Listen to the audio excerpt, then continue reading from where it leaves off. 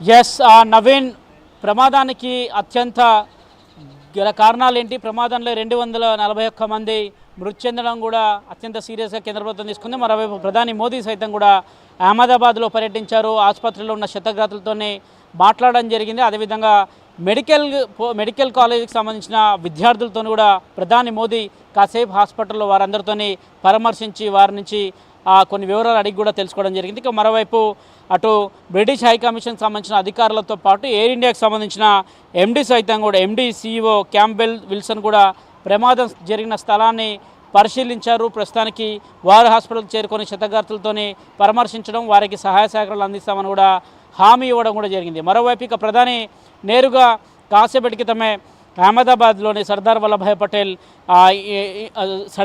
పటేల్ ఎయిర్పోర్ట్లో అధికారులతో సమావేశమయ్యారు. సమీక్షా సమావేశం ప్రస్తుతం జరుగుతుంది. ఆ సమీక్షా సమావేశంలో ఉన్నత స్థాయి అధికారులు కూడా పాల్గొన్నారు. DGCA కావచ్చు, అటు NDRFకి సంబంధించిన కొంతమంది అఫీషియల్స్ పాల్గొన్నారు. ఎనర్జీకి సంబంధించిన అధికారులు కొంతమంది ఉన్నారు.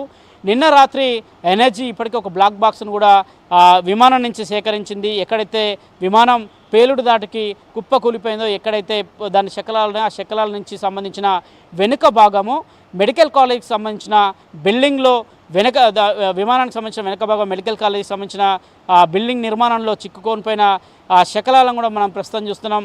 బ్లాక్ బాక్స్ అక్కడే ఉంటుంది కాక్పిట్లో. ఆ బ్లాక్ బాక్స్ని సైతం కూడా తీసుకున్నట్టు కూడా ఎనర్జీ అధికారులు నిర్ధారించారు. దాన్ని DGCA అధికారులకు పంపిస్తున్నారు. దానికి సంబంధించి కూడా డేటాను కూడా రివీల్ చేయబోతున్నారు. మేడే అనే సందర్భంగా వారు ఏ విధంగా అనౌన్స్ చేశారు, డేంజరస్ సిచ్యువేషన్లో ఉన్నామనేది కూడా మొదట ఏ విధంగా పైలట్లు కూడా సమాచారాన్ని అందించారు అనే అంశాన్ని కూడా చూస్తున్నాం. మరోవైపు దీనికి సంబంధించిన అంశంలో అసలు అత్యంత కీలకంగా ఈ బ్లాక్స్ బాక్స్ మారిందని చెప్పాల్సి ఉంటుంది. ఈ బాక్స్లో ఏముంటుంది? ఆ బాక్స్లో ప్రధానంగా దాని నుంచి డేటాను ఏ విధంగా రికవరీ చేస్తారు? ప్రధానంగా ఆ సందర్భంలో పైలట్లు out of the control flight పోయినప్పుడు కంట్రోల్ చేయలేకపోవడంతో పాటు ఏ విధంగా ATCకి హెచ్చరికలు పంపించారు, ATCకి ఎలాంటి సందేశాన్ని పంపించారు, ATC అధికారులతో ఏం మాట్లాడారు అనే అంశాన్ని కూడా దాంట్లో స్పష్టతగా రాబోతుంది.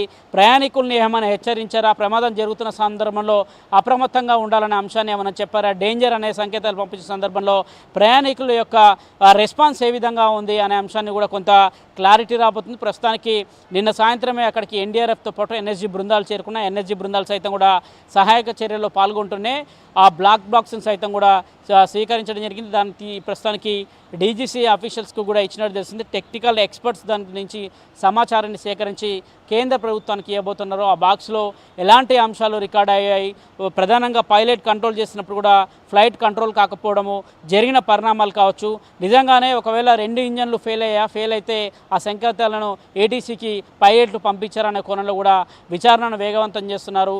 మొదట ఎక్కడైతే అహ్మదాబాద్ ఎయిర్పోర్ట్ నుంచి నేరుగా విమానం కొన్ని సెకండ్స్కే టేకప్ కావడం, కొన్ని సెకండ్స్ లోపే విమానం పేలిపోవడం, దాటికి పెద్ద ఎత్తున కూడా నష్టం జరగడం కూడా చూసాము. దాదాపు 242 మంది ఆన్ బోర్డులో ప్రయాణిస్తున్న ప్రయాణికుల్లో ఒక్కరు మాత్రమే మృత్యుంజయగా రమేష్ శ్రీవాస్తవ్ బయటపడడం ఖచ్చితంగా అందరినీ కూడా ఆశ్చర్యపరిచిందని చెప్పాల్సి ఉంటుంది. ఒక్కరే బతికారు. వారితోని ప్రధాని మోదీ నేరుగా సివిల్ హాస్పిటల్లో వారిని పరామర్శించారు, వారితో మాట్లాడారు, జరిగిన పరిణామాలని వారి నుంచి తెలుసుకున్నారు. విమానం లేచిన కాసేపటికి ఏం జరిగింది, ఎట్లా ప్రయాణికులు రెస్పాన్స్ అయ్యారు, ఆ సందర్భంలో పైలట్ ఎట్లాంటి అంశాలని చెప్పారు, డేంజర్ అనే అంశాలతో పాటు ఇంకేమైనా అనౌన్స్ చేశారు, ఆ సందర్భంలో ఎందుకు ఏం జరిగిందనే కోణాలు కూడా కొంత విచారణ జరుగుతుంది. ప్రస్తుతం మనం మెడికల్ కాలేజ్ లోపల విజువల్స్ కూడా చూడొచ్చు. ఆ సందర్భంలో ఏం జరిగిందో కూడా పూర్తిగా విమానానికి వెనుక భాగం అంటే 2 టైర్లతో పాటు విమానానికి సంబంధించిన పూర్తి భాగం అంతా కూడా ప్రస్తుతానికి మెడికల్ కాలేజీలో ఉంది. దానికి సంబంధించిన భాగాన్ని కూడా ఇంకా బయటికి తీయని పరిస్థితి నెలకొంది. అధికారులంతా కూడా ఇప్పటికే అక్కడ చేరుకుంటున్న DGCA కావచ్చు, టెక్నికల్ ఎక్స్పర్ట్స్ కావచ్చు, బోయింగ్ విమానం తయారు చేస్తున్న యాజమాన్యం కావచ్చు, అక్కడికి సంబంధించిన సంస్థలు కావచ్చు, వారికి సంబంధించిన టెక్నికల్ ఎక్స్పర్ట్స్ కావచ్చు, దేశంలో ఎక్కడ కూడా ఇప్పటివరకు భారత్లో ముఖ్యంగా జరిగిన ప్రమాదాలు ఎక్కడ కూడా ఈ స్థాయిలో క్రాషింగ్ కాలేదు. ఎందుకంటే ఒక ఇంజన్ ఫెయిల్ అయినా కానీ ఇంకో ఇంజన్ పనిచేయాల్సి ఉంటుంది. ఇంకో ఇంజన్ ఎందుకు పనిచేయలేదు అనేది కూడా కొంత సాంకేతికంగా అనేక సమస్యలు తలెత్తుతున్నాయి. అనేక కుటుంబాలలో విషాద ఛాయలు అలముకున్నాయని చెప్పాల్సి ఉంటుంది. ఎంతోమంది ఎన్నో ఆశలతో లండన్ వెళ్తూ వారి కుటుంబ సభ్యులు చూస్తున్న వారికి కూడా కొంత వారి కుటుంబాలలో తీవ్ర నిరాశని ముఖ్యంగా వారికి కడుపు పేగును మిగిలించిందని చెప్పాల్సి ఉంటుంది. ఈ అంశంలో ప్రధానంగా ప్రధాని మోదీ సైతం కూడా ప్రస్తుతం అక్కడ ఉన్న వారితోనే అధికారులతో ఒక సమీక్ష సమావేశాన్ని నిర్వహిస్తున్నారు.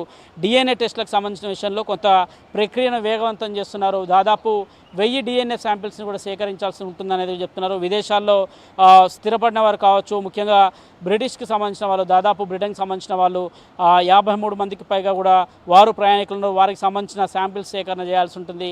మొత్తం కూడా డెడ్ బాడీలను ఎక్కడ కూడా గుర్తు పట్టరాని విధంగా కూడా పూర్తిగా కూడా డెడ్ బాడీలు కాలిపోయిన విజువల్ చూస్తున్నాం.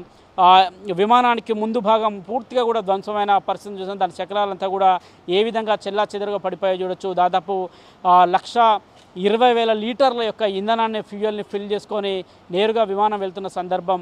ఆ ప్రమాదానికి ధాటికి విమానం ఇంధనం కూడా మరింత కూడా దాని పేలుడు దాటికి మరింత కూడా ఇంకా ఇబ్బందికి మరింత పేలుడు దాటికి కూడా దానికి తీవ్ర విస్ఫోటనానికి కూడా ఇంధనం కూడా ఒక కారణం అని చెప్పాల్సి ఉంటుంది. ఎందుకంటే ఫుల్ ట్యాంకు ఇంధనము దాదాపు 1,20,000 లీటర్ల ఇంధనం అంటే అంత ఈజీ కాదని చెప్పాల్సి ఉంటుంది. ఆ పేలుడు